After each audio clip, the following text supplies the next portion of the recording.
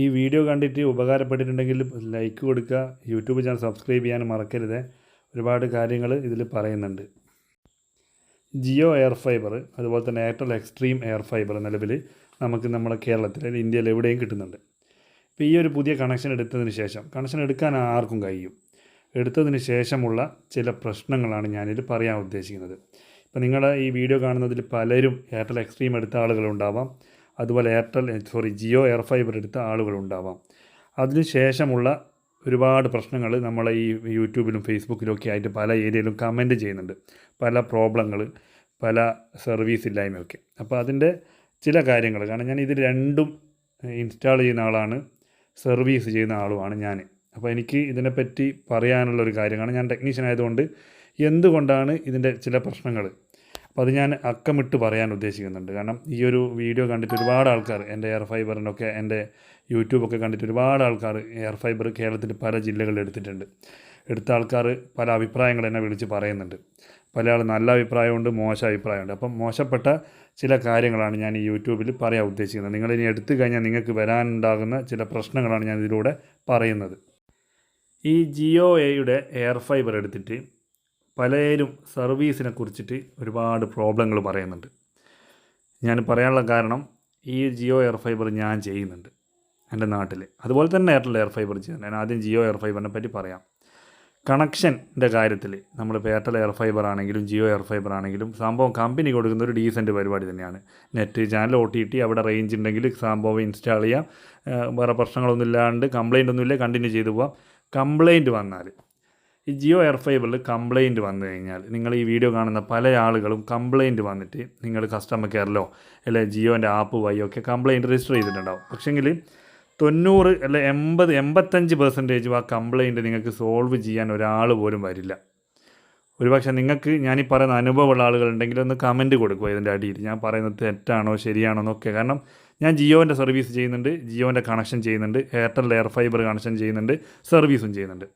അപ്പം ഞാനെന്നൊരാൾ എൻ്റെ ഒരു ഏരിയയിൽ ഒരു കസ്റ്റമർ കെയറിൽ കംപ്ലയിൻറ്റ് പോയി, ജിയോ എയർ ഫൈബർ സിഗ്നൽ കിട്ടുന്നില്ല, അല്ല നെറ്റ് പ്രോബ്ലം, അല്ല കേബിൾ കംപ്ലയിൻറ്റ്. അപ്പം കസ്റ്റമർ കെയറിൽ വിളിക്കുമ്പം അവർ പറയും ഫ്രീ സർവീസാണെന്ന് പറയും. അപ്പം എന്നെപ്പോലുള്ള ടെക്നീഷ്യന്മാർക്ക് ഞാനൊരു ഡിസ്ട്രിബ്യൂഷനാണ്, എന്നെപ്പോലുള്ള സർവീസ് ഉള്ള എനിക്ക് വന്നു കഴിഞ്ഞാൽ എനിക്ക് അവിടെ പോയി സർവീസ് ചെയ്ത് കഴിഞ്ഞാൽ കമ്പനി ഒരു ചാർജും തരുന്നില്ല. ഞാൻ അന്വേഷിച്ചപ്പോൾ ഞാൻ പല ഇതിൻ്റെ കമ്പനീൻ്റെ ഓഫീസിലൊക്കെ വിളിച്ചു, കമ്പനി എന്തുകൊണ്ടാണ് ഈ സർവീസ് ചെയ്യാൻ പോകുന്നത്, കാരണം സർവീസിന് വേറെ ആളെ ടെക്നീഷ്യന്മാർ വെച്ചിട്ടുണ്ടോ എന്ന് പോലും എനിക്കറിയില്ല. എനിക്ക് എൻ്റെ ഏരിയയിലൊക്കെ ഡിസ്ട്രിബ്യൂഷൻ എടുക്കുന്നതിൽ എൻ്റെ ആപ്പ് വഴി കംപ്ലയിൻറ്റ് വരും, നിങ്ങൾ കസ്റ്റമർ കെയർ വിളിച്ച് എനിക്ക് വരുന്നുണ്ട്. അപ്പോൾ ഞാൻ കസ്റ്റമറെ വിളിക്കും, നിങ്ങളുടെ പ്രോബ്ലം എന്താണ്. അപ്പോൾ കസ്റ്റമറോട് എനിക്ക് സിഗ്നൽ കിട്ടുന്നില്ല, അല്ലെ കേബിൾ മുറിഞ്ഞു പോയി, അല്ലെ കണക്ടർ കംപ്ലയിൻ്റ് ആയി, അങ്ങനെ പല കംപ്ലയിൻറ്റുകൾ പറയും. അപ്പോൾ ഞാൻ അവരോട് പറയും, ഒരുപക്ഷേ ഈ കംപ്ലയിൻറ്റ് വന്ന ഏരിയ എനിക്ക് എൻ്റെ വീട്ടിൽ നിന്നൊരു 15 കിലോമീറ്റർ ദൂരെയായിരിക്കും. അപ്പോൾ എനിക്ക് അവിടെ പോകേണ്ട സർവീസ്, പെട്രോൾ ചാർജ് വരും, എൻ്റെ ടൈം, എനിക്ക് അവിടെ ജോലിയുണ്ട്, അതെല്ലാം ചെയ്ത് കഴിഞ്ഞാൽ എനിക്ക് ₹1 കിട്ടുന്നില്ല. ഇനി കമ്പനിയുടെ ആരെങ്കിലും ഈ വീഡിയോ കാണുന്നതാണെങ്കിൽ നിങ്ങൾ ഒഫീഷ്യലായിട്ട് ആരെങ്കിലും ടെക്നീഷ്യന്മാർക്ക് പൈസ കൊടുക്കുന്നുണ്ടോ എന്ന് പറയണം. അത് കൊടുക്കാത്തതുകൊണ്ടാണ് ഒരു ടെക്നീഷ്യന്മാരും സർവീസിന് ഇപ്പം പോവാത്തത്. അതുകൊണ്ട് തന്നെ നിങ്ങൾ ഒരുപാട് ആളുകൾ കംപ്ലയിൻറ്റ് രജിസ്റ്റർ ചെയ്തിട്ടുണ്ടാവും. അത് ഓട്ടോമാറ്റിക് നെറ്റ്വർക്ക് ശരിയായിട്ടുണ്ടെങ്കിൽ അതെന്താവും, നിങ്ങൾക്ക് ആ ഒരു കംപ്ലയിൻറ്റ് ഓട്ടോമാറ്റിക് തന്നെ ക്ലോസ് ആകും. കാരണം ഇവിടെ നിങ്ങളുടെ വീട്ടിൽ നെറ്റ് വർക്ക് ചെയ്ത് കഴിഞ്ഞാൽ ഈ ഒരു ഓഫീസർമാർക്ക് അവിടെ മനസ്സിലാവും, അത് ഓട്ടോമാറ്റിക് കമ്പ്യൂട്ടർ സിസ്റ്റം വഴി അത് ക്ലോസ് ആയി പോകും. ഒരുപക്ഷെ ആ ക്ലോസ് ആകാത്ത കംപ്ലയിൻറ്റ് നിങ്ങൾക്ക് നിങ്ങളുടെ സെറ്റ് ഓഫ് ബോക്സ് അല്ലെങ്കിൽ റൗട്ടറൊക്കെ ഓഫായി കിടക്കുമ്പോൾ അവർക്ക് മനസ്സിലാവും നിങ്ങളവിടെ വർക്കിംഗ് അല്ല എന്നുള്ളത്. അത് സോൾവ് ചെയ്യാനുള്ളൊരു പൈസ അവർ ടെക്നീഷ്യന്മാർക്ക് കൊടുക്കുന്നത് കാണുന്നില്ല. അതുപോലെ തന്നെ എയർടെൽ എക്സ്ട്രീം എയർ ഫൈബർ, അത് കണക്ഷൻ കഴിഞ്ഞ് നിങ്ങൾ കംപ്ലയിൻറ്റ് ചെയ്ത് നോക്ക്, നിങ്ങൾക്ക് 24 മണിക്കൂർ അല്ല 48 മണിക്കൂറിനുള്ളിൽ ടെക്നീഷ്യൻ വന്ന് സർവീസ് ചെയ്യുന്നുണ്ട്. അതിൻ്റെ അർത്ഥം എന്താണെന്ന് വെച്ച് കഴിഞ്ഞാൽ, നിങ്ങളൊരു കംപ്ലയിൻറ്റ് ചെയ്ത് കഴിഞ്ഞാൽ ആ കമ്പനിയുടെ ആൾ ഈ ഒരു ടെക്നീഷ്യന് കംപ്ലയിൻറ്റ് അയച്ചു കൊടുത്താൽ മിനിമം ₹150 അവർ കൊടുക്കുന്നത്. ₹150 സർവീസ് ചാർജ്. ഈ സ്കൂട്ടറൊക്കെ എടുത്ത് പോകുന്ന സർവീസുള്ള ആളുകൾ വേറൊരു പണിയും ഇല്ലെങ്കിൽ അതിന് പോകുന്നുണ്ട്, ഭൂരിപക്ഷവും പോകുന്നുണ്ടെന്നാണ് അറിയാൻ കഴിഞ്ഞത്. കാരണം അവിടെ ഡിസ്ട്രിബ്യൂട്ടർമാർ പരമാവധി എയർടെൽ ഡിജിറ്റൽ TV എടുത്ത ആളുകൾക്കറിയാം, ഭൂരിപക്ഷം കംപ്ലയിൻറ്റ് അവർ സോൾവ് ചെയ്യാൻ ശ്രമിക്കാറുണ്ട്. അതുപോലെ തന്നെ നിങ്ങൾക്ക് കസ്റ്റമർ കെയർ കോൾ ചെയ്ത് കഴിഞ്ഞാൽ ഏതെങ്കിലും ഒരാൾ നിങ്ങളെ വിളിക്കുന്നുണ്ട്, പരമാവധി 24-48 മണിക്കൂർ കൊണ്ട് കംപ്ലയിൻറ്റ് നിങ്ങൾക്ക് സോൾവ് ചെയ്ത് തരുന്നതും കാണുന്നുണ്ട്. അതെന്തുകൊണ്ടാണെന്ന് വെച്ച് കഴിഞ്ഞാൽ ഈ പോകുന്ന ടെക്നീഷ്യന് ₹150 കിട്ടും. കൂടുതൽ ₹150 ഇപ്പോൾ എന്ത് കിട്ടുമെന്നൊക്കെ നിങ്ങൾക്ക് ആലോചിച്ച് നോക്കാം. പക്ഷേ ജിയോനെ അപേക്ഷിച്ചിട്ട് ഈ എയർടെൽ ₹150 കൊടുക്കുന്നുണ്ട്. ചിലപ്പോൾ അയാൾ 10 കിലോമീറ്റർ ദൂരമൊക്കെ ആണെങ്കിൽ അയാൾ ചിലപ്പോൾ വേറൊരു വർക്കിൻ്റെ കൂടെയൊക്കെ ഇത് ചെയ്തിട്ട് അത് സോൾവ് ചെയ്യുന്നുണ്ട്. അപ്പോൾ ഈ ഒരു സർവീസിൻ്റെ കാര്യത്തിൽ എനിക്ക് എയർടെലാണ് ഒരുപാട് മുമ്പിൽ നിൽക്കുന്നത്. നിങ്ങളുടെ അഭിപ്രായം എന്തായാലും ഇതിൽ കമൻറ്റ് ചെയ്യാൻ മറക്കരുത്.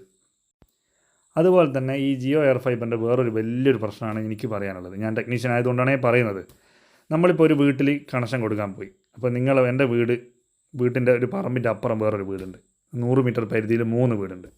100 മീറ്റർ പരിധിയിലാണ്, നിങ്ങൾ ശ്രദ്ധിക്കുക. അപ്പോൾ എൻ്റെ വീട്ടിൽ ഞാൻ ആദ്യം ഇൻ്റർനെറ്റ് എടുത്തു. അപ്പോൾ അവിടെ ഒരു ടെക്നീഷ്യൻ വന്ന് ഇൻസ്റ്റാൾ ചെയ്ത് കഴിഞ്ഞു. അപ്പോൾ തൊട്ടപ്പുറത്തെ വീട്ടിലെ ആൾ നിങ്ങളെ വീട്ടിൽ നെറ്റ് കണ്ടല്ലോ, എനിക്കും നെറ്റ് വേണമെന്ന് വെച്ചിട്ട് ഇപ്പോൾ ടെക്നീഷ്യനെ വിളിക്കുന്നത്. ടെക്നീഷ്യൻ വന്നു കഴിഞ്ഞാൽ പറയുന്നത് ഇവിടെ P2 ആണ്. P2 എന്ന് പറഞ്ഞു കഴിഞ്ഞാൽ 100 മീറ്റർ പരിധി ഉണ്ടെങ്കിൽ നമ്മൾ ഒരു വീട്ടിലെ കണക്ഷൻ്റെ മുകളിൽ റൗട്ടർ വെക്കുക, ഓഡിയോ എന്നുള്ളൊരു സാധനം വെക്കുന്നുണ്ട്, സിം ഇട്ടിട്ട് റേഞ്ച് പിടിക്കുന്നത്. അതുമെന്ന് ലൈന് വലിച്ചിട്ട് മറ്റേ വീട്ടിലേക്ക് പോകണം. അങ്ങനെ നമ്മുടെ നാട്ടിൽ ആരെങ്കിലും സമ്മതിക്കുമോ? സ്വന്തം അച്ഛൻ്റെ വീട്ടിൽ മകൻ്റെ വീട്ടിൽ സമ്മതിക്കുമോ?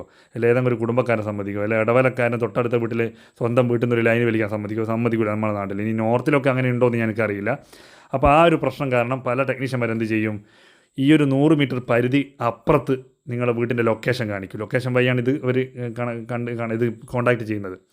ഇപ്പം നിങ്ങളുടെ വീട്ടിൽ കണക്ഷൻ എടുക്കുമ്പോൾ ആ 100 മീറ്റർ പരിധിയിൽ വേറെ കണക്ഷൻ കൊടുക്കണമെന്നുണ്ടെങ്കിൽ നിങ്ങളുടെ വീട്ടിൽ നിന്ന് തന്നെ ഈ ആരാണോ ആദ്യം എടുത്തത് അവരെ വീട്ടിൽ നിന്ന് ലൈന് വലിച്ചിട്ട് വേണം അപ്പുറത്തെ വീട്ടിൽ കൊടുക്കാൻ. ആ ഒരു സംഭവം നമ്മുടെ നാട്ടിൽ നടക്കാത്തതുകൊണ്ട് ടെക്നീഷ്യന്മാർ എന്ത് ചെയ്യുന്നു, 100 മീറ്റർ പരിധി വിട്ടിട്ട് ലൊക്കേഷൻ സെലക്ട് ചെയ്തിട്ട് അവിടെ ഉള്ള കണക്ഷനാണ് തൊട്ടപ്പുറത്തെ വീട്ടിൽ കൊടുക്കുന്നത്.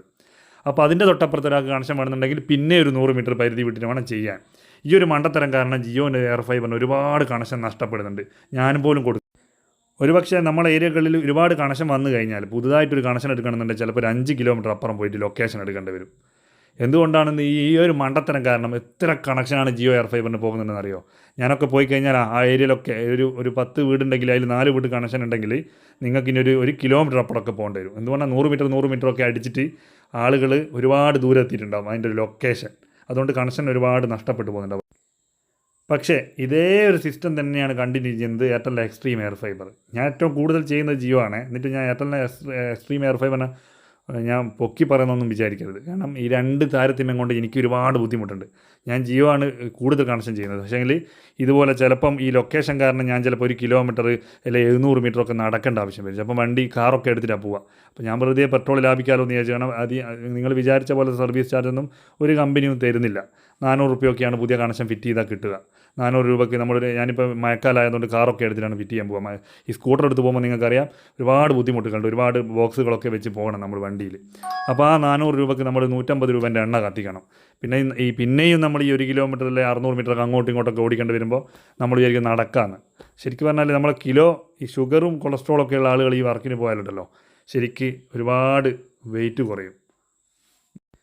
അപ്പോൾ ഞാൻ പറഞ്ഞു വന്നത് ഈ എയർടെൽ എയർ ഫൈബറിന് ഇതേ സിസ്റ്റം തന്നെയാണ്.